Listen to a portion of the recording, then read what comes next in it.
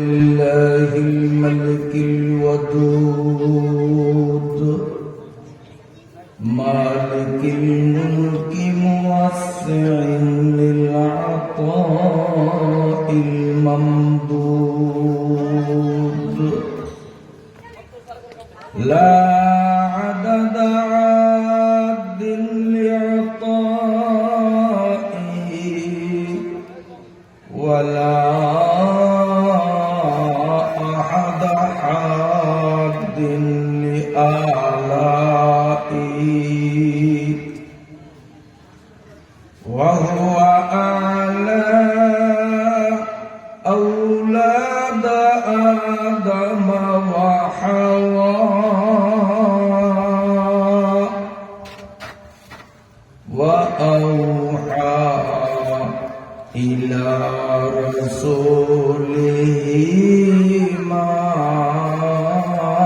أوحى كما أوحى إلى روح الله وإلى موسى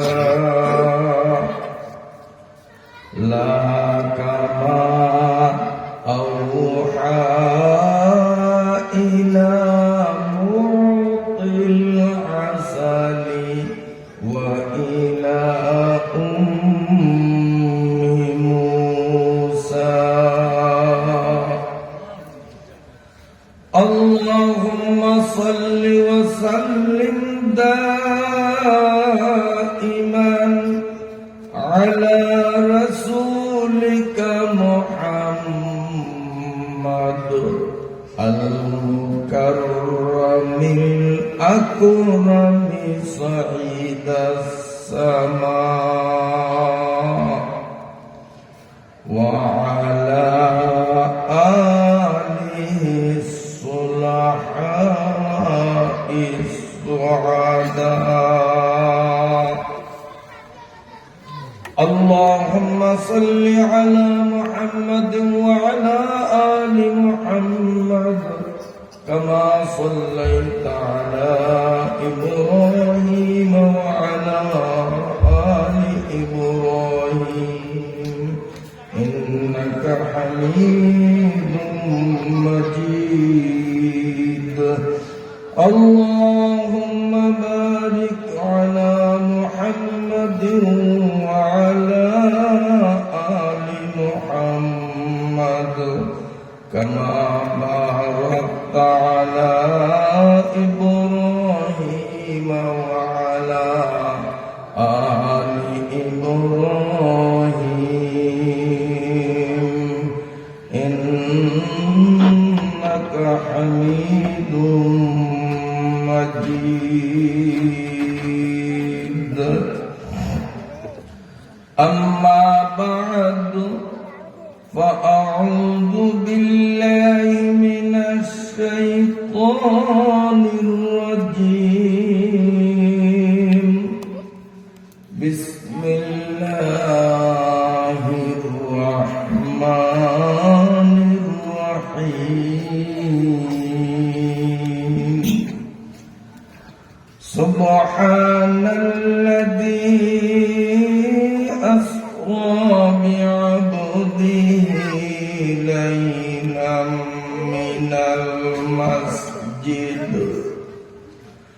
من المسجد الحرام إلى المسجد الأقصى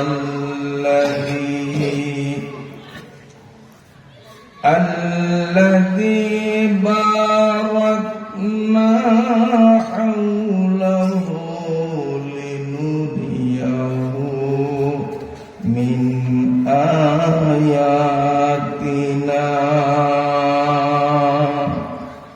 إنه هو السميع البصير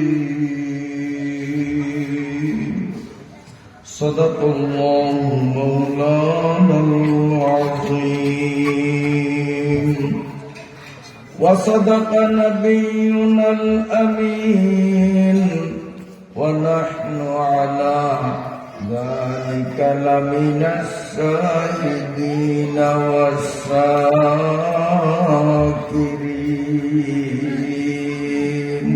أما بعد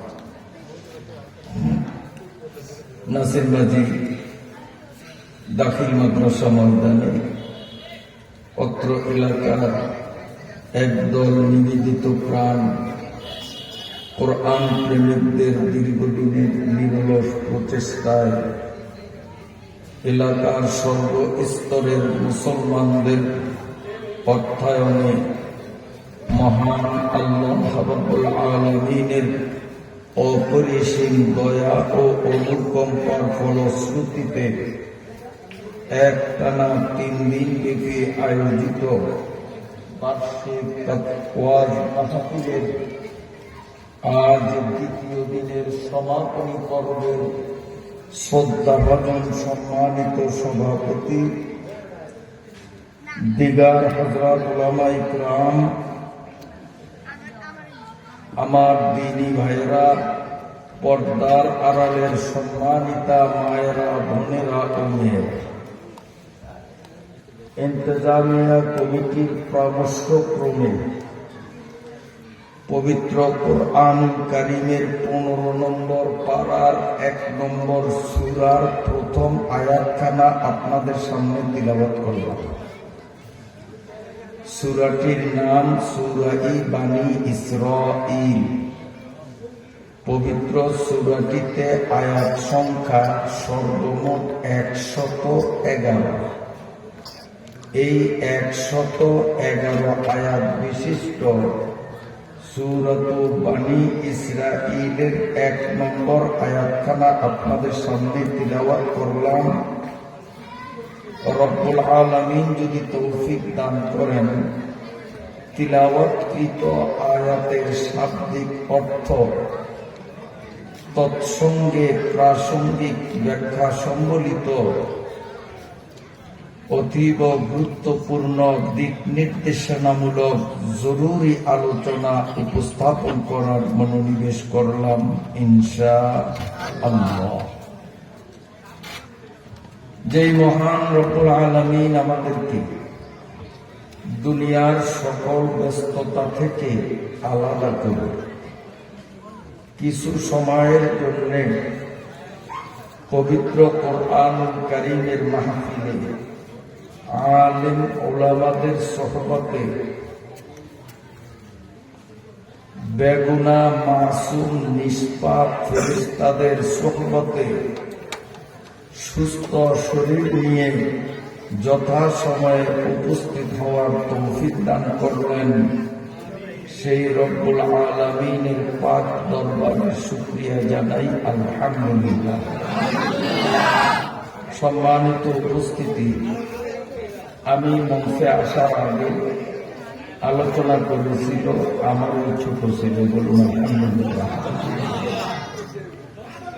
আমার ছেলেটি পবিত্র কোরআনুল কারীমের অত্যন্ত চমকপ্রদ আলোচনা সম্বলিত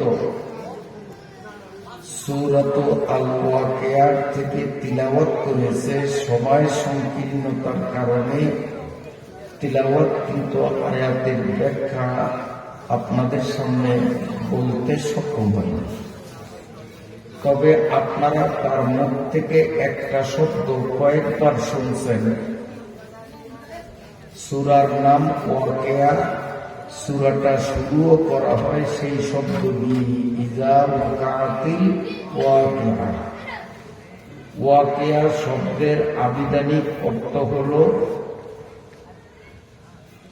ঘটনা, সংঘটিত ঘটনা। কিন্তু এখানে সংগঠিত নিশ্চিত, যেই সংগঠিত ঘটনা নিশ্চিত এমন ঘটনাকে আরবি অভিধানে আল-ওয়াকিয়া বলা হয়। তো কিয়ামতের ঘটনাটা এমন একটা ঘটনা, কিয়ামতের ঘটনাটা এমন একটা ঘটনা যেটা নিশ্চিত কিয়ামত হবেই। সন্দেহ আছে নি আপনাদের? যেহেতু কিয়ামত হবেই, এতে কোনো রকমের সন্দেহের সুযোগ নেই। এই দৃষ্টিকোণ থেকে আল্লাহ কিয়ামতকে আল্লাহকে বলেছেন নিশ্চিত।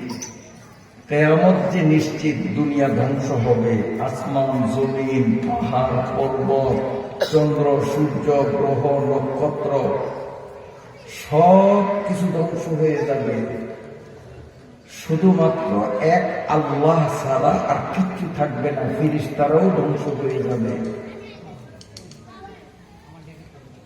এই ঘটনাটা যে ঘটবে এতে কোন রকম সন্দেহ নাই। এই কথাটা শুধু আমরা হুজুররা আর মুসলমানরাই যে বলি তাই না, জাতি ধর্ম বর্ণ নির্বিশেষে যে কোনো বুদ্ধিমান জ্ঞান সম্পন্ন ব্যক্তি যদি জগৎ সম্পর্কিত তাত্ত্বিক জ্ঞান বিচক্ষণতা নিপুণতা মাথায় থাকে, তো কোরআনে বর্ণিত ওয়াকিয়া তথা কিয়ামতের বাস্তবতাকে স্বীকার না করে উপায় নেই। অমুসলিমরাও স্বীকার করতে পারত। প্রমাণ, আমেরিকার একজন বিজ্ঞানী, তিনি নাম হল মিস্টার নিকলসন। এই মিস্টার নিকলসন ইংরেজি ভাষায় তিনি একটা বই লিখছেন। তিনি পৃথিবীর প্রথম সারির একজন বিজ্ঞানী এবং তার বইটির নাম দিয়েছেন the birth and death of the sun. Bangla অর্থ হল জমিন আসমান আকাশ ইত্যাদির মরণ, মানে এগুলোর একটা মরণ হবে, ধ্বংস হবে। বইয়ের নামটাই দিয়েছেন এই the birth and death of the sun, সূর্যের জন্ম মৃত্যু। এই বইটার মধ্যে অমুসলিম বিজ্ঞানী মিস্টার নিকলসন বৈজ্ঞানিক প্রযুক্তির মাধ্যমে প্রমাণ করেছেন যে কোরআন কারীমে যে কিয়ামত সম্পর্কিত ভবিষ্যৎবাণী দিয়ে দেয়া হয়েছে এটার বাস্তবতা 100% সত্য, এতে কোনো রকমের সন্দেহ নাই। তাহলে কিয়ামত যে হবে, হাসরের মাঠে আমাদের উঠতে হবে, আল্লাহর দরবারে আমার বৈষয়িক জীবনের খুঁটিনাটি সব বিষয়ে হিসাব দিতে হবে, এই বিশ্বাস আমাদের অন্তরে আছে। যদি বিন্দু মাত্র সন্দেহ থাকে তাহলে মুসলমানের কাতারে থাকতে হবে। এখন প্রশ্ন হল যে আপনারা কোরআনের তাফসীর শুনবেন, এই কোরআনের প্রয়োজনীয়তা কি? তাফসীর ইনশাআল্লাহ সূরা বনী ইসরাঈল থেকে কমিটির পরামর্শক্রমে আমি তিলাওয়াত করেছি। আল্লাহ তৌফিক দিলে তাফসীর শোনাবো। তার আগে কোরআন কেন, কোরআনের প্রয়োজনটা কি, কেন আমরা কোরআন শিখব, আর যারা কোরআন শিখলেন তাদেরকে দাওয়াত দিয়ে এনে আনুষ্ঠানিকভাবে কোরআনের ব্যাখ্যা তাফসীরের মাহফিল আমরা কেন করব, আগে এই কেনটা ঠিক করা দরকার আছে। এইটা বুঝতে হলে সংক্ষেপে আমি বলবো, মানুষ অজানাকে জানার জন্য তার শরীরের 5টা ইন্দ্রিয়কে ব্যবহার করে। এটাকে একত্রে বলা হয় পঞ্চ ইন্দ্রিয়। চক্ষু কর্ণ নাসিকা জিহ্বা ত্বক, এই 5টা জিনিস দিয়ে মানুষ অজানা জিনিস জানে। যেমন আমার দিকে তাকান, আমি এখন চক্ষুটা বন্ধ করছি, আমার ডান পাশে কে আমি বলতে পারবো না, বাম পাশে কে বলতে পারবো না, সামনে কে বলতে পারবো না। যখন চক্ষু খুলি তখন বলতে পারবো যে আমাদের এই মাদ্রাসার সুপার সাহেব, ভারপ্রাপ্ত সুপার সাহেব আমার ডান পাশে। ঠিক আছে না? জানলাম কি দিয়া জানলাম? কতক্ষণ? তাহলে চোখ দিয়া অজানা জিনিস জানা যায়, এগুলো একটা ইন্দ্রিয়। আর একটা ইন্দ্রিয় হলো নাক। নাক দিয়েও আমরা অনেক অজানা জিনিস জানি। কি কি দিয়া জানলাম? নাক দিয়ে। এখন যদি আমি নাকের মধ্যে তুলা দিয়া চোখ ঘুরে থাকি আতরের দিকে, তো আতরের গ্রাম আছে না গন্ধ, চোখ দিয়ে বোঝা যাবে? কথা বলেন। চৌকো বন্ধ, হাত নাকও বন্ধ।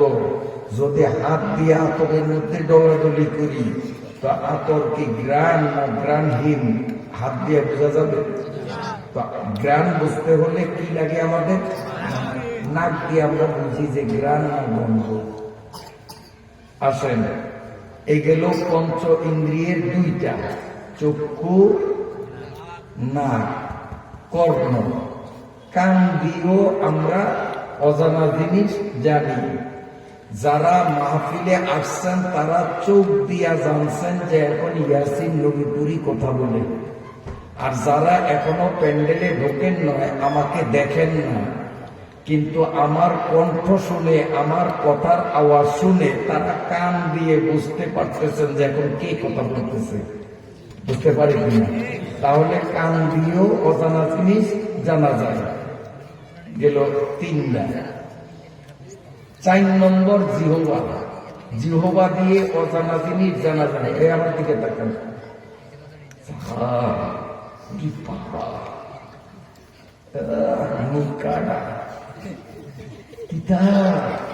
কি দিয়া জানেন? এখন যদি জিহ্বা না দিয়ে যদি হাত ঢুকিয়ে দিই, হাত দিয়ে বোঝা যায় বলছি পিতা না দিবে।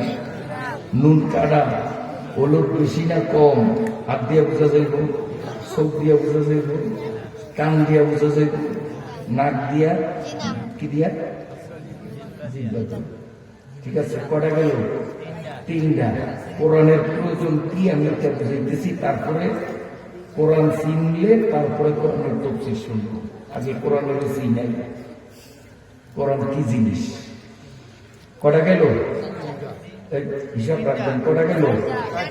চোখ, নাক, কান, জিহ্বা। কয়টা গেছে? 4টা। আর আছে কয়টা? 1টা। এইটারে কয় ত্বক। ত্বক অর্থ মাথার তালু থেকে পায়ের তালু পর্যন্ত সারা শরীরের উপরি ভাগ, এটাকে বলে ত্বক। শরীরের উপরি ভাগ। এই ত্বক দ্বারাও আমরা অজানা জিনিস জানতে পারি। কেমনে? এই ফিটটা যখন এটার সাথে লাগাই যাই, এখন আমি জানতে পারলাম যে সোফাটা ঠান্ডাও না গরমও না। আবার যদি এটা খুব গরম থাকে, পিঠ লাগানোর সাথে সাথে জানতে পারবো কি পারবো না? যদি এটা বরফের মতো ঠান্ডা থাকে, পিঠ লাগাইলে বুঝতে পারবো কি পারবো না?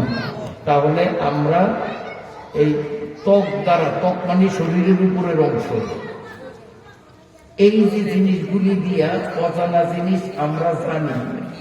জানতে গিয়া আমরা গভীরভাবে লক্ষ্য করলে দেখব, এগুলা দিয়া জানতে হলে এগুলার পাওয়ার সীমিত। পাওয়ারের মধ্যেই জানা যাবে, পাওয়ারের বাইরে এগুলো অকেজ। যেমন নাকের পাওয়ার হইল গ্রাম জানা, এখানে চৌক অকেজ, হাত অকেজ, ত্বক অকেজ, জিহ্বা অকেজ। এইভাবে গরম ঠান্ডা বুঝার জন্য ত্বক লাগবে। চৌকে দেখলে বুঝবো না এটা গরম না ঠান্ডা, চোখ দিয়ে বোঝা যাবে। যদি এই জিনিসটার দিকে কান লাগে, কান কিন্তু বাজাই না, তো কাছাকাছি দিছি, তো কান দিয়ে কি আমি বুঝতে পারবো এটা গরম না ঠান্ডা? ওইটা বাজাই দিব, তো বাজাইলে তো ত্বক বাজাবো, ত্বক দিয়ে বুঝলাম গরম ঠান্ডা। তো আমাদের এই পঞ্চ ইন্দ্রিয়ের জানার একটা সীমিত আছে। সবটা দিয়া সব জানা যায় না। চোখ দিয়া যা জানা যায়, নাক দিয়া তা জানা যায় না। নাকের দ্বারা যা জানা যায়, ত্বকের দ্বারা তা জানা যায় না। জিহ্বা দ্বারা যা জানা যায়, তা চোখ দ্বারা জানা যায় না। প্রত্যেকটার পরিমণ্ডল, প্রত্যেকটার ক্ষেত্র আলাদা আলাদা। ঠিক আছে তো? এখন এইগুলি যার যার পরিমণ্ডলে থাকিয়া অজানা জিনিস জানতে গিয়া অনেক সময় ভুল করে। এইগুলো নিজের পরিমণ্ডলে অর্থাৎ নিজের সীমানার মধ্যে থাকিয়া অজানা জিনিস জানতে গিয়া 100% সঠিক তথ্য আমাদেরকে দিতে পারে না, অনেক ক্ষেত্রে ভুল করে। কেমন ভুল করে? কেমন ভুল করে? এই দেখাই, আমার জ্বর, মনে করেন জ্বর নাই, এটা বোঝার জন্য বলছি, মনে করেন আমার 120 ডিগ্রি জ্বর, মাওলানা সাহেব একবারে সুস্থ, এখন এই আখের মিঠাই গুড় আমি মুখের মধ্যে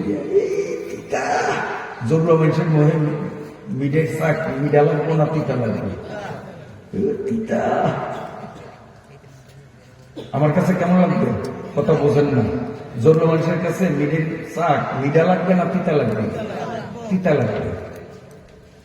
আর উনি সুস্থ, ওনার জ্বর নাই, উনি যদি মিঠার শাক মুখে দেয় ওনার কাছে কি লাগবে? তাইলে ওনার জিহ্বা ওনাকে যেই তথ্য দিছে সঠিক দিছে, আমার জিহ্বা আমাকে যেই তথ্য দিছে সঠিক দিছে না ব্যাঠিক দিছে? মিডাই কি আসলে তিতা? মিডাই আসলে তিতা না, কিন্তু আমার জিহ্বা আমারে ভুল তথ্য দিছে। ঠিক আছে কিনা? এইরকম ভাবে আমাদের পঞ্চ ইন্দ্রিয়ের প্রত্যেকটাই সব সময় আমাদেরকে সঠিক তথ্য দেয় না, মাঝে মধ্যে ভুল তথ্য দেয়। কেমনে? আমার গায়ে জ্বর, তাই আমি বলছি এই ফ্যান বন্ধ কর, কম্বল দে, আরে কম্বলে শীত মানে না রে, কম্বলের উপরে লেপ দে, আরে না হয় না, মোড়া খাতা দিয়া চাপ দে। কিন্তু এই বেচারায় সুস্থ, এই বেচারা কয়ে যে হুজুর আপনার ত্বকে আপনারে ভুল তথ্য দিছে, এখন কিন্তু শীত না, এখন কিন্তু গরম। এখন শীত আছে, দেখেন যে পোট খুলিয়া বলাইছি, ভিতরে আস্তে আস্তে গেঞ্জিও ভিজবো, আজকে কি শীত আছে? কিন্তু ওনার ত্বক সুস্থ কারণে ওনাকে সঠিক তথ্য দিছে যে এখন গরম, শীত না। আর আমার গায়ে জ্বর থাকার কারণে আমার ত্বক আমাকে ভুল তথ্য দিছে যে শীত, লেপ কম্বল খাতা, এরপরও ভিতরে। তাইলে বলেন ত্বক কি সবসময় সঠিক তথ্য দেয় না মাঝে মধ্যে ভুল করে? কথা বুঝাইতে পারি না? এইরকম 5টা ইন্দ্রিয় দ্বারা আমরা যা শুনি, যা দেখি, যা ধরি, যা শুই, যা জিহ্বায় লাগাই, এতে যা জানি কখনো সঠিক হয়, কখনো ব্যাঠিক হয়। চোখ দিয়ে চাই করিমালি আইয়ে রে, করিমালি বুঝা, করিমালি কতক্ষণ করে দে, হায় হায় করিমালি না সম্বোধন, এটা ময়না ভাবা। তাহলে চৌকে আমার তথ্য প্রথম কি দিছে? ভুল তথ্য দিছে। তাইলে মোটামুটি আমার সংক্ষিপ্ত পর্যালোচনায় বুঝতে পারলেন যে 5টা ইন্দ্রিয়ের মাধ্যমে অজানা জিনিসকে যে আমরা জানি, এই জানার ক্ষেত্রে এগুলো 100% সঠিক তথ্য আমাদেরকে পরিবেশন করতে পারে না। পানি জগায় গ্লাস রাখো, গরম না ঠান্ডা, লাগলে বিছানা, লাগলে সামনা লাগতে পারে। আমার পানির পিপাসা খুব বেশি, পেটটা বড় রাখে পানি দিয়ে, ভাত খেতে পারি না, ভাত খেতে কথা ঘুমোনো। 1 ঘন্টা যদি ঘুমাইতে পারি আল্লাহর রহমতে আমরা শুকরিয়া। তো 10 দিন 10 রাত 1 সেকেন্ডে যদি আমি না ঘুমাই, পৃথিবীর কোনো বাপের পুত নাই যে আমাদের দেখে বুঝবে যে উনি ঘুম মারা। আমার কাজ কর্ম, ক্লাসের টিচিং পাওয়া, ওয়াজের বক্তৃতা সব স্বাভাবিক গতিতে চলবো। খালি 1টা ঘন্টা দিনে হোক রাইতে ঘুমাইলে 10 দিন 10 রাইতের আমার ইনশাল্লাহ ক্যাপাসিটি আছে। মহতারাম হাজিরিন, এটা কোন কথা বললে বললাম, ভিন্ন একটা কথা। আমার কথা আপনারা বোঝেননি। তাইলে 5টা ইন্দ্রিয় দ্বারা আমরা জানি, এগুলাকে আমাদেরকে 100% সঠিক তথ্য দিতে পারে না, ভুলও দেয়, ভুলও দেয়।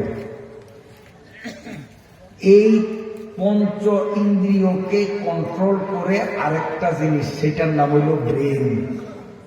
এই পঞ্চ ইন্দ্রিয়কে কন্ট্রোল করে যে ইন্দ্রিয়া, তার নাম কি? কথা কয় না, ব্রেন।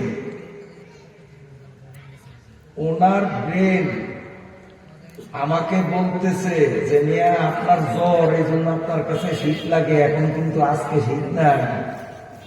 মিঠাই চা খেলে আপনি তিতা বলতেছেন, আপনার জ্বর এই কারণে। আপনি যদি সুস্থ হইতেন তো তুমি তিতা বলতেন না, আপনি আমার মতো মিঠা বলতেন। উনি যে আমাকে এই কথাগুলো বলতেছে, কি খাটাইয়া বলতেছে? ব্রেন খাটাইয়া। তাহলে এই পঞ্চ ইন্দ্রিয়গুলো আমাদেরকে যেই তথ্য দেয়, এর মধ্যে কিছু সঠিক কিছু ব্যাঠিক। কোনটা সঠিক কোনটা ব্যাঠিক এইটা নির্ণয় করার মতো আরেকজন মুরব্বী আছে। এই মুরব্বীর নাম হইল ব্রেন। ব্রেন ব্রেন পঞ্চ ইন্দ্রিয়কে কন্ট্রোল করে। এই জন্য এক সময় বিজ্ঞানীরা জ্ঞান অর্জন করা, অজানা জিনিসকে জানার সর্বোচ্চ মাধ্যম মানত ব্রেনকে, যে ব্রেনের উপরে আর কিচ্ছু নাই। এই জন্য তারা ব্রেন খাটাইয়া যেটাকে সঠিক মনে করত এটাকেই সঠিক বলে চালাইয়া দিত, ব্রেন খাটাইয়া যেটাকে ব্যাঠিক মনে করত সেটাকে ব্যাঠিক বলিয়া চালাইয়া দিত। এই জন্য তখনকার বিজ্ঞানীরা প্রিন্সিপাল অফ ডিটারমিনিসির মতবাদে বিশ্বাসী ছিল। প্রিন্সিপাল অফ ডিটারমিনিসির অর্থ হলো যে তারা ব্রেন খাটাইয়া দেখছে দুনিয়াতে যা কিছু হয় সব প্রাকৃতিক নিয়ম। গরুর পেটেতে ছাগল হয় না, গরুর পেটেতে গরুই হয়, ছাগলের পেটেতে ছাগলই হয়। উষ্টা খাইলে ব্যথাই পাওয়া যায়, বৃষ্টির মধ্যে দাঁড়াইলে গা ভিজিয়া যায়, রোদের মধ্যে দাঁড়াইলে গা শুকাইয়া যায়। এগুলো সব প্রাকৃতিক নিয়ম। ব্রেন খাটাইয়া আল্লাহ আল্লাহ বলতে কিচ্ছু নাই। সবাই বলে নাউজুবিল্লাহ। তারা বলে প্রিন্সিপাল অফ ডিটারমিনিসি, পৃথিবীতে যা হয় সব প্রাকৃতিক নিয়ম, আল্লাহ বলতে কিছু নাই। এরা এই আল্লাহ নাই নাস্তিকতার মতবাদ গোটা পৃথিবীতে তারা ছড়াইয়া দিছে। কিন্তু মুসলমানরা ওদের জ্ঞান আর বিজ্ঞানের সাথে মোকাবেলা করতে না পারলেও মুসলমানরা নির্দ্বিধায় তারা বিশ্বাস করত যে আমাদের জ্ঞানে ধরুক আর না ধরুক, আল্লাহ যেটা বলছেন সেটাই সঠিক, আল্লাহ যেটা ব্যাঠিক বলেছেন সেটাই ব্যাঠিক। মুসলমান বলে আল্লাহ আছে, আর ওরা জ্ঞান খাটাইয়া বলে আল্লাহ না। এই বিজ্ঞানীরা এই জ্ঞান চালাইয়া বিজ্ঞানের চর্চা করতে করতে করতে করতে এক সময় এমন একটা স্তরে আসছে, আসিয়া আগেকার বিজ্ঞানীদেরকে ব্যঙ্গায় দুই আঙ্গুল দেখায়, আগের বিজ্ঞানীরা ভুল করছে। আগের বিজ্ঞানীরা বলছে প্রিন্সিপাল অফ ডিটারমিনিসি, আমরা এখন গবেষণা করিয়া দেখতেছি যে না, প্রিন্সিপাল অফ ইনডিটারমিনিসি, প্রাকৃতিক নিয়মে সবকিছু হয় না। এই প্রকৃতির আড়ালে এক মহাশক্তি আছে, যেই মহাশক্তি গোটা বিশ্বকে নিয়ন্ত্রণ করে। সেই মহাশক্তিটাকে ওদের স্মরণ লাগে, আল্লাহ কয় না, কিন্তু না কইলেও এক মহাশক্তি আছে। এই পর্যন্ত অন্তত আগাইছে, এই পর্যন্ত আগাইছে। যদিও আল্লাহ তারা বলে না, কিন্তু এটুক স্বীকার করে যে আগের বিজ্ঞানীরা ব্রেন খাটাইয়া তারা যে প্রিন্সিপাল অফ ডিটারমিনিসির মতবাদ প্রচার করছে, এই মতবাদটা ভুল।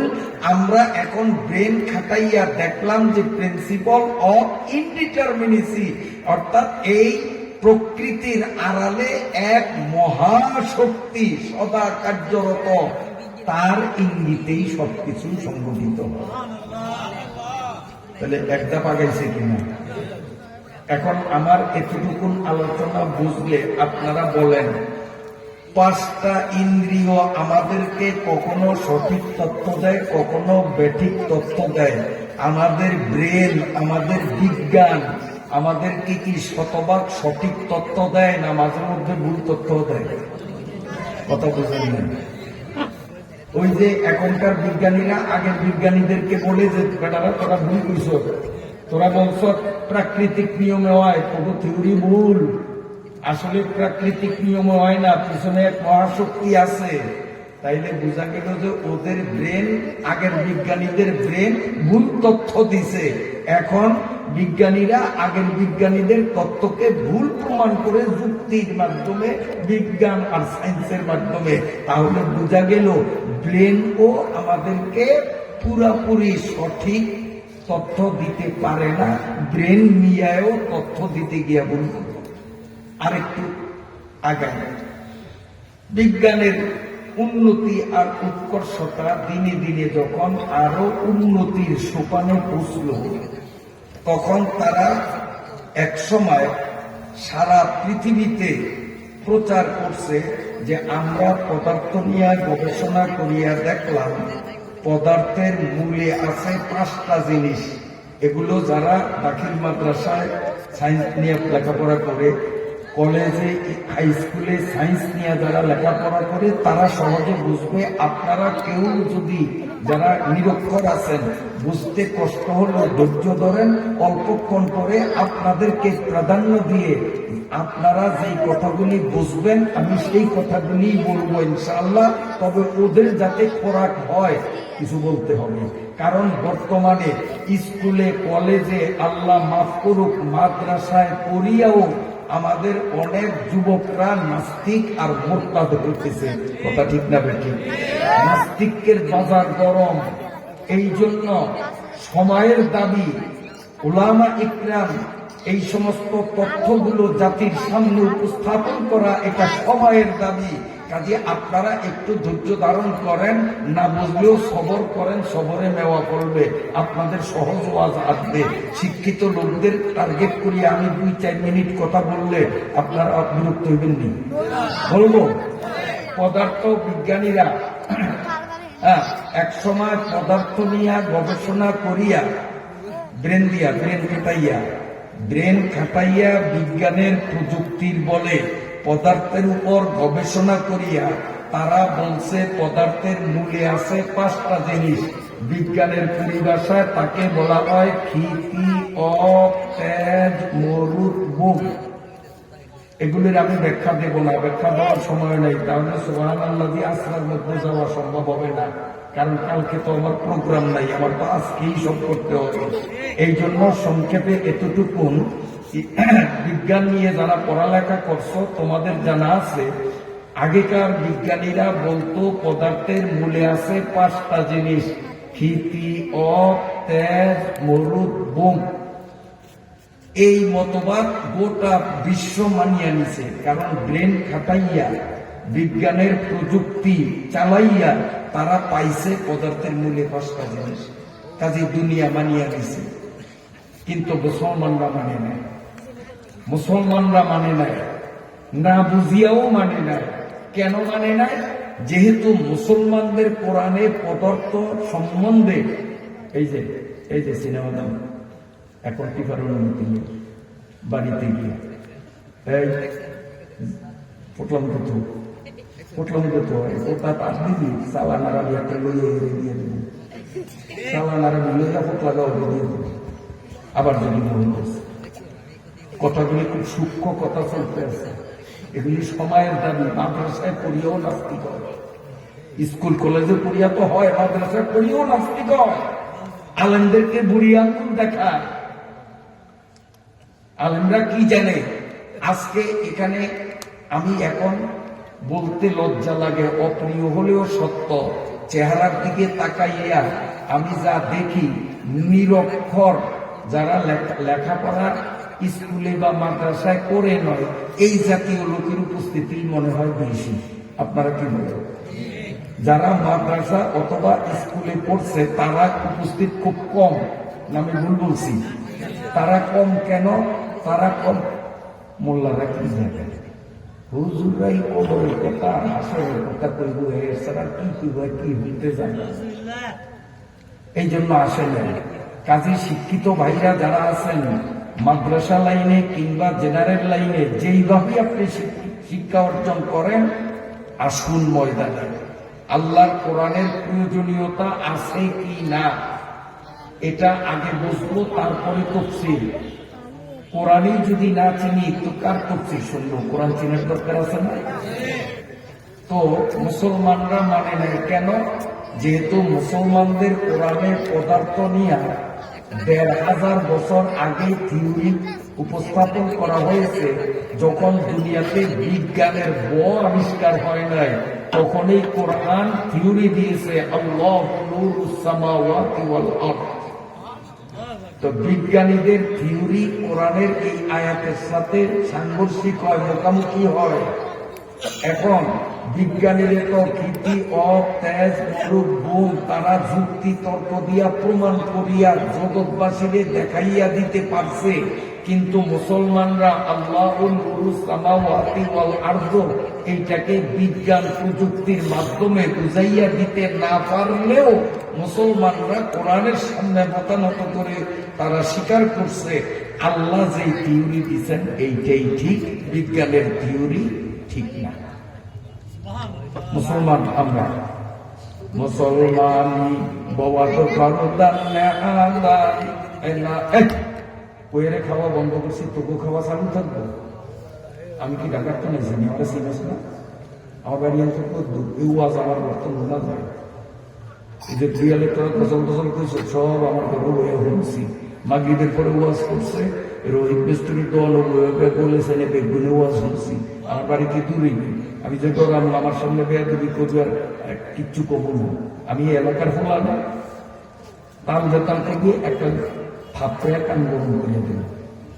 আমি ঢাকার থেকে বক্তা আসি, আমি এই দেশে বললাম এই ওরা মনে করছে ঢাকার তো নেছে ডরে কিছু করব না। আমার বাড়ি ঢাকা না, আমার ওই তবু বাড়ির ভাষা। সাবধান, আর যেন ডিস্টার্ব না হয়। এই কথাগুলো খুব খেয়ালে শোনেন। তো ওই আল্লাহুল নূরুস সামাওয়াতির ব্যাখ্যাটা করে দেব, ওইটার সাথে বিজ্ঞানের সংঘর্ষ হয়। তো নাস্তিক মার্কা যেগুলো, এগুলো কোরআনকে অ্যাবাউট করলো, বিজ্ঞানেরটাই মানিয়া নিল। আর মুসলমানরা তারা সাংঘর্ষিক দেখিয়া তারা বিজ্ঞানের প্রযুক্তিকে লাথি মারিয়া আল্লাহর কোরআনের থিওরিকেই মাথার উপরে ধারণ করছে। এইটা আমি মুসলমানই বুঝি আর না বুঝি গেল। বেশ দীর্ঘদিন পর্যন্ত এই মতবাদে দুনিয়া বিশ্বাসী ছিল। এদিকে দিনে দিনে বিজ্ঞানের আরো উন্নতি হচ্ছে, হইতে হইতে বিজ্ঞানীরা এখন সুর পাল্টাইছে। এই আগের বিজ্ঞানীরা পদার্থ নিয়ে গবেষণা করিয়া দুনিয়ারে ভুল তথ্য দিছে। ক্ষিতি তেজ মরুদ বুম এই 5টা জিনিস পদার্থের মূলে, ওদের থিওরি ভুল। আমরা গভীরভাবে গবেষণা করিয়া আধুনিক প্রযুক্তি খাটাইয়া আমরা আবিষ্কার করেছি পৃথিবীর প্রতিটি পদার্থের মূলে আছে অণু। পৃথিবীর প্রতিটি পদার্থের মূলে আছে কি? অণু। এই হাই স্কুলে যারা পড়ে, তোমরা বিজ্ঞানের বইতে পড়ো নাই? অণু, পরমাণু। এই অণু মতবাদ এইটাও কোরআনের সাথে সাংঘর্ষিক হয়েছে। এই অণু মতবাদ দুনিয়ার মানুষ একদল মানিয়ে নিছে, কোরআন একটা মানে নাই। মুসলমানরা কোরআনের উপরে অটল ছিল, না বুঝিয়াও মানুষে। এদিকে বিজ্ঞানের চর্চা করতে করতে বিজ্ঞান আরো যখন চরম উন্নতিতে পৌঁছল, তখন কয় আমাদের আগে যারা অণুর মতবাদ চালু করছে এরাও ভুল করছে। আসলে পদার্থের মূলে অণু না, অণুর পরেও সূক্ষ্ম আরেকটা জিনিস আছে, যেটাকে বাংলায় বলে পরমাণু, ইংরেজিতে বলে অ্যাটম। এই অ্যাটমিক থিওরি গোটা দুনিয়া মানিয়ে নিল। অ্যাটমিক থিওরি ঠিক মানিয়ে নিল, চলছে অ্যাটমিক থিওরির বাস্তবতা। 20 শতাব্দী যখন আসে, আর 20 শতাব্দীতে বিজ্ঞান যখন আরো চরম পর্যায়ের উন্নতি সোপানে পদার্পণ করে, তখন 20 শতাব্দীর বিজ্ঞানীরা কয় যারা বলছে পদার্থের মূলে ক্ষিতি তেজ মরুদ বুম, তারাও ভুল তথ্য দিছে। যারা বলছে পদার্থের মূলে আছে অণু, তারাও ভুল তথ্য দিছে। যারা বলছে পদার্থের মূলে আছে অ্যাটম বা পরমাণু, তারাও ভুল তথ্য দিছে। আমরা বিংশ শতাব্দীর বিজ্ঞানীরা ব্রেন খাটাইয়া, বৈজ্ঞানিক প্রযুক্তি চালাইয়া আমরা আবিষ্কার করেছি পদার্থের মূলে আছে ইলেকট্রিসিটি। ইংরেজিতে বলে ইলেকট্রিসিটি, বাংলাতে বলে বিদ্যুৎ। তাও আবার দুই ধরনের বিপরীত ধর্মী। বাংলায় বলে ঋণাত্মক ধনাত্মক, এটা বুঝবেন না। ইংরেজিটা বুঝবেন, নেগেটিভ পজিটিভ। ইংরেজিটা বুঝি আমরা, অনেক ক্ষেত্রে বাংলা বুঝি না। নেগেটিভ পজিটিভ, এটার বাংলা হলো ঋণাত্মক ধনাত্মক। দুই বিপরীতমুখী ইলেকট্রিসিটি প্রতিটি পদার্থের মূলে আছে, এইটা বিংশ শতাব্দীর বিজ্ঞানীরা বলছে। তাহলে আমার এই সংক্ষিপ্ত পর্যালোচনায় আশা করি আপনাদের বুঝাইতে সক্ষম হয়েছি যে ব্রেনকে অজানা জিনিস জানার সর্বোচ্চ মাধ্যম বলা হয়। এই ব্রেনকে সঠিক সিদ্ধান্ত দেয় না মাঝে মধ্যে ভুল সিদ্ধান্ত দেয়, বুঝলেন না? ওনারা কইছে সত্য, পরে আল্লাহরা ভুল। আবার ওনারা যেখানে সত্য কইছে পরে আল্লাহরা ব্রেন খাটে একটাই তো গোড়াও ভুল। তাহলে কি বুঝলাম? যে জ্ঞান অর্জনের সর্বোচ্চ মাধ্যম যে বিবেক, ব্রেন, এইটাও 16 আনা সঠিক তথ্য দিতে পারে না। কখনো সঠিক তথ্য দেয়, কখনো ব্যাঠিক তথ্য দেয়। আর চোখ, নাক, কান, কথা কবিতে এনো আমি না এনো এনো এনো বলে দিয়েছেন দেখে হইব না না না না না এনো বলছে মুনাজাত পর্যন্ত এনো সব অর্থ দিন না বইছে কেন? এনো আগে মুরব্বীরা বইতো, ওরা ভিসে বইতো, শতানি করতো, আমি দেখতাম না। আমার যখন বইছে আবার আমার সামনে শতানি করবো, ওর দাদারও সাবাস নাই, ওর তো ভালো কথা গেডিটা ধরিয়া নিয়ে আসার জন্য ওর তো উড়িবেন না। বইছ যে যেইভাবে সেইভাবে থাকা লাগবে। মুনাজাত দেওয়ার আগে এক সান্দু উঠতে পারবে না, উঠতে পারবি আমি নামিয়া তো বিয়া নয়, আমি নিজে নামি আমার সিনস না আসেন। তাইলে আমরা আবার মূল কথায় যাই। সর্বোচ্চ মাধ্যম যে জ্ঞান, ব্রেন, এই ব্রেন কি 16 আনা সঠিক তথ্য দিতে পারে না মাঝে মধ্যে ভুল করবে? মাঝে মধ্যে ভুল করবে। তাহলে এই পঞ্চ ইন্দ্রিয় নির্ধারিত পরিমণ্ডলেই কাজ করে, এর বাইরে অচল। এর আগে আমি বুঝাইছি এই ব্রেন, এইটারও একটা নির্ধারিত পরিমণ্ডল আছে। এই ব্রেন দিয়াও নির্ধারিত পরিমণ্ডল অর্থাৎ সৌরজগৎ, এই যে আমরা পৃথিবীতে বাস করি, সৌরজগৎ, সৌরজগতের উপরে আছে গ্যালাক্সি জগৎ, গ্যালাক্সি জগতের উপরে আছে মহা গ্যালাক্সি জগৎ, গ্যালাক্সি জগতের উপরে আছে গ্যালাক্সি গুচ্ছ জগৎ, গ্যালাক্সি গুচ্ছ জগতের উপরে আছে মহা গ্যালাক্সি জগৎ। বিজ্ঞানীরা মহা গ্যালাক্সি জগৎ পর্যন্ত আবিষ্কার করতে পারছে, তার উপরে যাইতে পারে না, পারবেও না। তার অনেক উপরে সিদরাতুল মুনতাহা, সিদরাতুল মুনতাহার অনেক উপরে প্রথম আসমান, প্রথম আসমানের অনেক উপরে দ্বিতীয় আসমান, এইভাবে একে একে 7টা আসমান, তারপরে আল্লাহর আরশ, তারপরে আল্লাহর। বিজ্ঞানীরা শুধু মহা গ্যালাক্সি পর্যন্ত আবিষ্কার করতে পারছে, আসমান আবিষ্কার এখনো করতে পারে নাই। তাই বিজ্ঞানীরা অনেকে বলে যে কোরআনে যে বলে 7টা আসমান আছে, এইটা একটা ফাও কথা, আসমান টাসমান নাই। আমরা বলি যে না, তোদের বিজ্ঞানের হাত খাটো, আসমান লাগুন, আসমান আছে, তবু বিজ্ঞানের হাত খাটো। কারণ ব্রেন, বিজ্ঞান সবসময় সঠিক তথ্য দিতে পারে না, মাঝে মধ্যে ব্যাঠিক তথ্য দেয়। আর এইটাই তথ্য দিতে পারবে শুধু এই পৃথিবী থেকে মহা গ্যালাক্সি পর্যন্ত, এইটুকুর বাইরে এইটার ক্ষমতা নেই। যেমন গন্ধ না, বাস, এইটা হাত দিয়া বোঝা যায় না, এটা বুঝতে হইলে না কইলাম না, নির্ধারিত এর জায়গা আছে। তারপরে আপনার গরম না ঠান্ডা, এটা বুঝতে হইলে তখনই লাগবে। এইরকম ভাবে মানুষের জ্ঞান, ব্রেন, বিজ্ঞান এইটারও একটা নির্ধারিত ক্ষেত্র আছে। ক্ষেত্রটা হলো এই ভূতল, ভূগর্ভ থেকে মহাগ্যালাক্সি পর্যন্ত এইটা নিয়ে তারা এই সৌরজগৎ ইত্যাদি গ্রহ নক্ষত্র এগুলো নিয়ে তারা গবেষণা করিয়া তথ্য দিবে। তাতে কিছু তথ্য সঠিকও হবে, কিছু তথ্য ব্যাটিকও হবে। কারণ ব্রেন যে সব সময় 16 আনা সঠিক তথ্য দিতে পারে না। আমার সংক্ষিপ্ত পর্যালোচনায় আশা করি আপনাদের বুঝাইতে আমি ব্যর্থ হই নাই, বুঝাইতে পারছি না।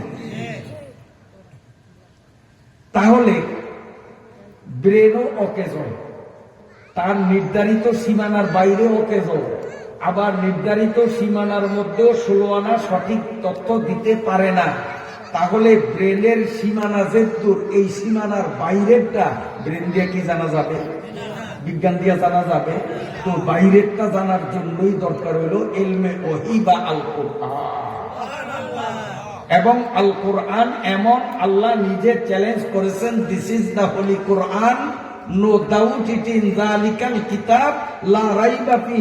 আল্লাহ বলেন আমার কোরআন এমন যে এই কোরআনে কোনো রকম ভুল ভ্রান্তি, ভুল তথ্য নাই। কারণ অজানা জিনিসকে জানার সর্বোচ্চ মাধ্যম যে তোমরা ব্রেন বা বিজ্ঞানকে মনে করে ভুল করেছ, অজানাকে জানার নির্ভুল পন্থার নাম হইল কোরআন। ১৫০০ বছর আগে কোরআন বলেছে আল্লাহু নূরুস সামাওয়াতি ওয়াল আরদ। এই আয়াতের তাফসীর খুঁজলে দেখা যায় পদার্থের মূলে আছে ইলেকট্রিসিটি। আবার ইলেকট্রিসিটিটা কেমন? আমার আল্লাহ বলেন ওয়াখালাকনাকুম আজওয়াজা। এই ইলেকট্রিসিটিও একা না, বিপরীতমুখী, নেগেটিভ এন্ড পজিটিভ, ঋণাত্মক ও ধনাত্মক দুই ধরনের। বন্ধুরা আমার, পবিত্র আল কোরআনুল কারীমের কোন থিওরি ভুল নাই। বিজ্ঞানীদের বিজ্ঞানের হাত খাটোর কারণে কোরআনের অনেক তথ্য এখনো তারা আবিষ্কার করতে পারে নাই।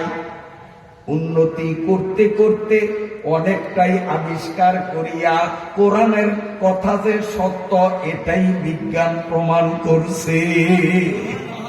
এই জন্য সেই বিজ্ঞানীরাই বলে we can never say that any theory is final. তারা বলে ও মুসলমানের বাচ্চারা, তোরা আমাদের বই পড়িয়া তোদের কোরআনকে বিদ্যাঙ্গুল দেখাও, আলেম ওলামাদের সাথে বেয়াদবি করো, কান পাতিয়া শোন। আমরা বিজ্ঞানীরাই গবেষণা করিয়া এই কথা বলতে বাধ্য, we can never say that any theory is final. পৃথিবীর শুরু থেকে নিয়া কিয়ামত পর্যন্ত যত বিজ্ঞানী আসছে আর আসবে, সমস্ত বিজ্ঞানীরা সব সঠিক তথ্য দিতে পারে না। বিজ্ঞানীরা বিজ্ঞান চর্চা করিয়া হাজার হাজার ভুল তথ্য জনমনে ছড়াইয়া দেয়, সঠিক তথ্য দিতে পারে না। But the holy Quran for Muslim is a book no doubt it in. একমাত্র মুসলমানদের মহা বিজ্ঞানময় গ্রন্থ আল কোরআন অজানাকে নির্ভুলভাবে জানার মাধ্যম। এর মাধ্যমে যা জানা হবে তা সম্পূর্ণ সত্য, এতে কোনো সন্দেহ নেই। আমাদের কোরআনে কোনো।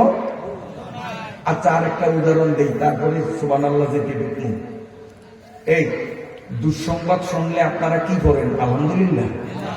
এখন যদি মানুষ হয়, কেউ যদি কয় যে হুজুর আমরা বউ মরে ফরিয়া মাজা ভাঙ্গে গেছে, উঠতে পারে না, আল্লাহ না করো, নাউজুবিল্লাহ, তো উনি কি করব? আলহামদুলিল্লাহ।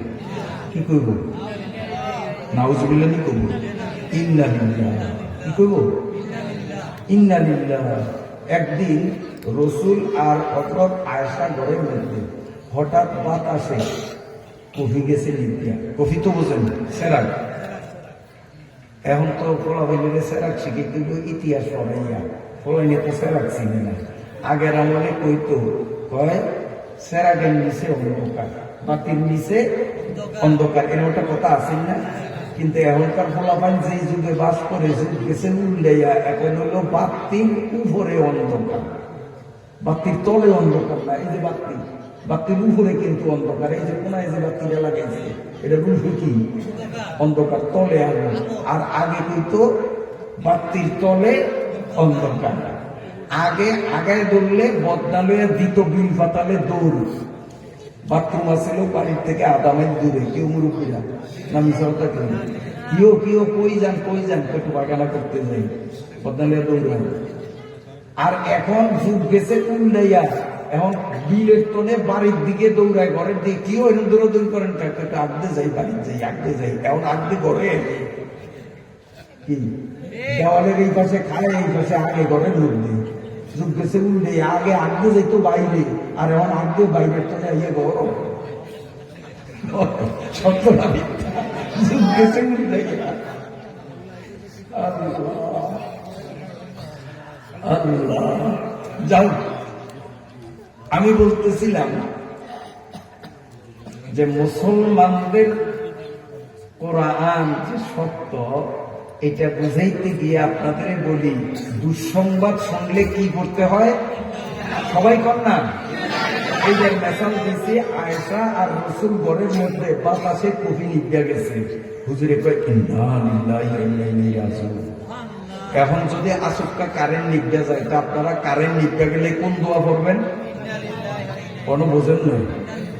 রসুলের আমলে তোর কারেন্ট আছে না, এসব আছে কফির যুগ, জ্বালাইছে কফি নিভিয়া গেছে। আর নবী যখন ইন্না লিল্লাহ পড়ছে, তা এখন কারেন্টের যুগ, কারেন্ট যদি নিভিয়া যায় তা আমরা দোয়া কোনটা পড়বো?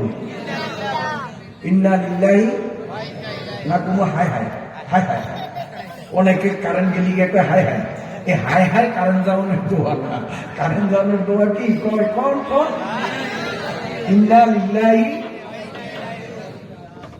হযরত আয়েশা কয় হুজুর কফি নিভিয়া গেল আর আপনি ইন্না লিল্লাহ কোনটা? নবীজি কয় যে আলো গেছে অন্ধকার আইছে, এই তো একটা বিপদ। ঘরে আলো থাকা ভালো না, কিন্তু কফি নিভিয়া গেছে অন্ধকার, কাজে এইটা একটা বিপদ। আর বিপদ আসলেই ইন্না লিল্লাহ পড়তে হবে, দুঃসংবাদ আসলেই ইন্না লিল্লাহ পড়তে হবে। আর সুসংবাদ আসলে কেউ যদি মামা শহরে আসা কয় যে হুজুর আপনি তো বইয়া দিয়েছেন ওয়াজের চেয়ারও, বাড়ির খবর আছে নাকি? আল্লাহ দিলে চান্দের মতো ভর্তিটা আপনার দখল হয়েছে 10 মিনিট আগে। তাই হুজুরে কব ইন্না লিল্লাহি ওয়া ইন্না ইলাইহি রাজিউন। কি করবো? আরে কথা কইলেই না। এই ময়দানের মধ্যে যারা বসা, একবার মুখ দিয়া আলহামদুলিল্লাহ কোরআনের লগে লগে আমল নামার মধ্যে 49 কোটিটা আলহামদুলিল্লাহ লেখা হয়েছে। আবারও 49 কোটি লেখা হয়েছে, আবারও 49 কোটি লেখা হয়েছে। আর যারা দোয়ানো বইয়া কইছে একবার কইছে, একবারই লেখা হয়েছে। যারা বাড়ির বইয়া কইছে একবার কইছে, একবারই লেখা হয়েছে। ময়দানে বসিয়া যারা একবার বলবেন 49 কোটি লেখা হবে। আবার বলেন আলহামদুলিল্লাহ। আচ্ছা, আমার কিন্তু মাঝে মধ্যে আসি বুঝেননি, এটা আমরা কি করি? আসি দিলে কি করে? আসি দিলে কি করে? আলহামদুলিল্লাহ। আর যে আলহামদুলিল্লাহ শোনে সে কি বলবে? এটাই তো নিয়ম।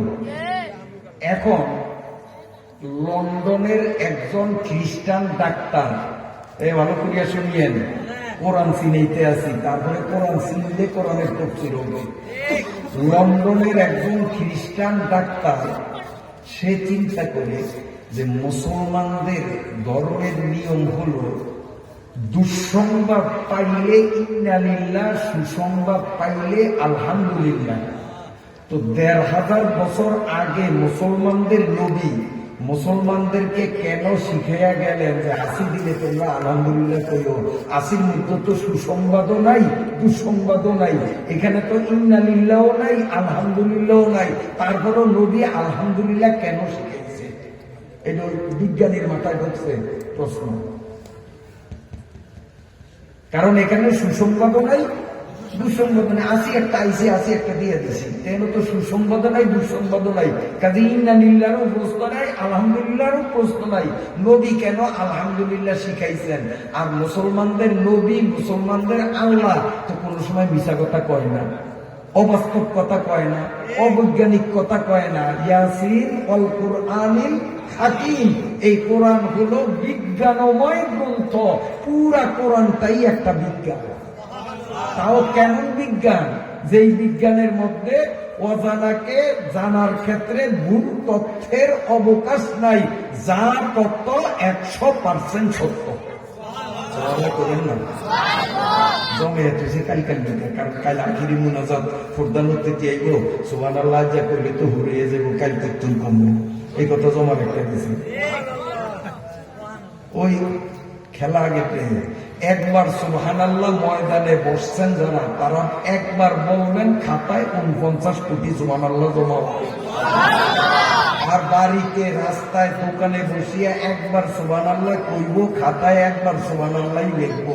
আর ময়দানে বললে একবারে 49 কোটি। জোরে বলেন সুবহানাল্লাহ। লাভ হয়েছে না লোকসান হয়েছে? এখন ওই ডাক্তারের মাথায় ঢুকলো যে তো আলহামদুলিল্লাহ কোনো কারণ নাই, তো নবী যখন শিখাইছে নিশ্চয়ই এখানে কোনো সুসংবাদ আছে। কারণ মুসলমানদের নবী আর মুসলমানদের আল্লাহ মিশা কথা কয় না, অবৈজ্ঞানিক কথা কয় না।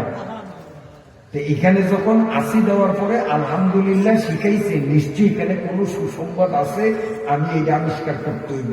খ্রিস্টান ও মুসলমানরা সে কম্পিউটার নিয়া বিজ্ঞানের আধুনিক প্রযুক্তির বলে গবেষণায় বসিয়া গেল। মানুষের হাসি নিয়ে গবেষণা করতেছে। গবেষণা করতে করতে করতে করতে করতে করতে তার কম্পিউটারের স্ক্রিনে তথ্য বাহির হয়ে আসলো যে মানুষের শরীরের ভিতরে অনেক জীবাণু অটোমেটিক তৈরি হয়। জীবাণু মানে এমন একটা বিষাক্ত জিনিস, যে বিষাক্ত জিনিসটা শরীরের মধ্যে থাকলে মানুষ অকালে মারা যায়। এটার একটা জীবাণু। জীবাণু বুঝতে পারছি? মানুষের শরীরের মধ্যে অটোমেটিক অনেক জীবাণু তৈরি হয়, যেই জীবাণুগুলো শরীরের ভিতরে রহিয়া গেলে মানুষটার অকালে মরণ হবে, মারাত্মক রোগ হবে। এখন মানুষের ভিতরে যে এতগুলি জীবাণু জন্মিয়া গেছে, কিন্তু মানুষটা কইতে পারে না, কারণ প্যাথোলজিতে যায় না, পরীক্ষা নিরীক্ষা করে নয়, নিজেরে সুস্থ মনে করছে। আসলে কিন্তু ভিতরে কিন্তু ময়লা জমিয়া গেছে। ময়লা যে ভিতরে জমিয়া গেছে আমার, আমি কইতেও পারি না, যার কারণে ডাক্তারের কাছেও যাই না। তো আল্লাহ তাআলা যেহেতু বন্দার প্রতি খুব দয়ালু, দর্দে দিলকে ওয়াসিতে পয়দা কিয়া ইনসানোं को वरना ताअत के लिए कुछ कम न कर दिया। আল্লাহ বন্দার প্রতি খুব দয়ালু। আল্লাহ চিন্তা করলেন যে ওর শরীরের মধ্যে জীবাণু তো এতগুলি জমছে, হয়তো টের পায় নাই, টের পাইলে ডাক্তারের কাছে যাইতো, ওষুধ খাইতো, জীবাণু বাহির করতো, কিন্তু ও তো নিজেরে সুস্থ মনে করে, আমি আল্লাহ তো দেখছি যে জমিয়া গেছে, ওর ক্ষতি হইব। এই জন্য আল্লাহ তাআলা আমাদের শরীরের মধ্যে এমন একটা ভাব সৃষ্টি করিয়া দেয়, যে ভাবের কারণেই আমরা খুব জোরে সোরে একটা মারি। একটা মারলেই নাকের ফুটা দিয়া, দুইটা নাকের ফুটা দিয়া ৬,০০০ জীবাণু আউট হয়ে যায়। এইটা দিয়া ৩,০০০, এইটা দিয়া ৩,০০০, এক হাসিতে ৬,০০০ জীবাণু বাহির হয়ে যায়। এই যে ৬,০০০ জীবাণু বিষ ভিতরের থেকে বাহির হয়েছে, তাতে ডাক্তারের ভিজিট কত দিছি? কথা কয় না? প্যাথোলজিতে সেখানে ফিস কত জমা দিছি? 1 পয়সাও না, বিনা পয়সায় এক হাসিতে ৬,০০০ জীবাণু আল্লাহ তাআলা আমার শরীর থেকে বাহির করিয়া শরীরটাকে সুস্থ করলেন। তাও আল্লাহর খেলাটা কেমন দেখেন, একটু হাসি জীবনে কোনো মানুষে দিতে পারে না। হাসি একটু দিলেই 2-1 মিনিট দেরি হইল, ফিসি দিয়ে কিন্তু আর গাই। এটা খেয়াল করে না যে আমি কইয়া দিচ্ছি। হাসি নিয়োগ করিয়া দেওয়া লাগে না, ওইটা নিজে নিজে। যখনই আমাদের ভিতরে এই বিষ জমিয়া যায়, আমরা টের পাই না। আমি যে মরুম মৌতের দ্বারে গেছি গিয়া জানি না, যার কারণে ডাক্তারের দ্বারে যাই না। আর আল্লাহর ইচ্ছা, আল্লাহ আমারে আরো বাঁচে রাখবে, এই জন্য আল্লাহ আমার শরীরের মধ্যে হাসির ভাব পয়দা করে। এক হাসিতে কয়টা জীবাণু বাইর হয়? 6,000 আর 80 তো একলা একলা একটা কেউ দিতারে না, একটা দিলে ভিসি দিয়ে অটোমেটিক আর কায়া হবে। তাহলে 280-তে কয়টা জীবাণু বাইর হয়? 6,000, 12,000 বিষ বাইর হয়ে আমার শরীর সুস্থ হইয়া গেল। এতে কয় টাকা খরচ হয়েছে? ডাক্তারের ফিস দেওয়া লাগছে, সিরিয়াল দেওয়া লাগছে, পরীক্ষা নিরীক্ষা করা লাগছে, সব কিছু ছাড়াই এত বড় উপকার। 12,000 জীবাণু শরীর থেকে বাহির হওয়া, এটা সুসংবাদ না দুঃসংবাদ? তাইলে আলহামদুলিল্লাহ কোন লাগে না না লাগে? কোন লাগে না না লাগে? ডাক্তারের তো মাথা গেছে গরমে যে গিরে মুহাম্মদুর রাসূলুল্লাহ যখন ইসলাম প্রচার করে তখন তো দুনিয়াতে বিজ্ঞানের কোনো বই লেখা হয় না, কিন্তু সেই মুহাম্মদ কেমনে জানলো যে 280-তে 12,000 জীবাণু বাইর হয়ে যায়? এই জন্য সুসংবাদ হিসাবে আলহামদুলিল্লাহ বলতে শিখাইছে। সেই সময় তো বিজ্ঞানের চর্চা ছিল না। আর এখন আমি 25 বছর লেখাপড়া করিয়া লক্ষাধিক টাকার যন্ত্রপাতি ফিট করিয়া মাসের পরে মাস গবেষণা করিয়া যা আবিষ্কার করলাম, মুহাম্মদের আমলে তো কম্পিউটার ছিল না, বিজ্ঞানের কিচ্ছু ছিল না। সেই মুহাম্মদ কেমনে জানলো যে 12,000 জীবাণু বাইর হয়? তাইলে মুহাম্মদ যে সত্য আর মুহাম্মদের আল্লাহ যে সত্য, আমার মনে এত নাই। ডাক্তারে কম, ডাক্তার অলরেডি বলাইলো ডাক্তারে তার বউরে, এইদিকে আসো এদিকে আসো, কি খবর? এই আমি গবেষণা করিয়া কি পাইছি, তুমি একটু গবেষণা করো। বহু বড় ডাক্তার, খ্রিস্টান, এইটা গবেষণা করছে, করিয়া আমার স্বামীর বউয়ের দিকে চায়। আশ্চর্য ব্যাপার, ইসলাম তো সত্য, ইসলাম ভুল হতে পারে না। কাজে আপনি কি করবেন জানি না, আমি কিন্তু এই হাসি নিয়ে গবেষণা করিয়া ইসলামের সত্যতা 100% মানিয়া দিছি। আমি কলেমা করিয়া ইসলাম গ্রহণ করব। স্বামী গবেষণা করিয়া বাইর করলাম আমি, আর আমার বাইর করণিয়াটা দেখলা তুমি, দেখে আমার আগে তুমি কলেমা হরলা, এত না কলেমা আগে আমি বলবো, এরপরে তুমি। ফোলা আছি সেও ডাক্তার, ফোলাও ডাক্তার, ফোলারে ডাকলো। ফোলাও কম্পিউটারের সামনে বসিয়া গবেষণা করিয়া, আব্বু আম্মু আর আপনি কি করেন জানি না, আমারে বিদায় দেন। আমি কিন্তু এখন এক হুজুরের কাছে যাইয়া কলেমা পড়িয়া আমি মুসলমান হয়ে যাব, কারণ ইসলাম যে সত্য আমার আর কোনো সন্দেহ নাই। এক ফ্যামিলির বেগুন এক আসি নিয়া গবেষণা করিয়া, আসির আলহামদুলিল্লাহর উপর গবেষণা করিয়া ওই পুরা ফ্যামিলি কলেমা করেছে, লা ইলাহা ইল্লাল্লাহু মুহাম্মাদুর রাসূলুল্লাহ।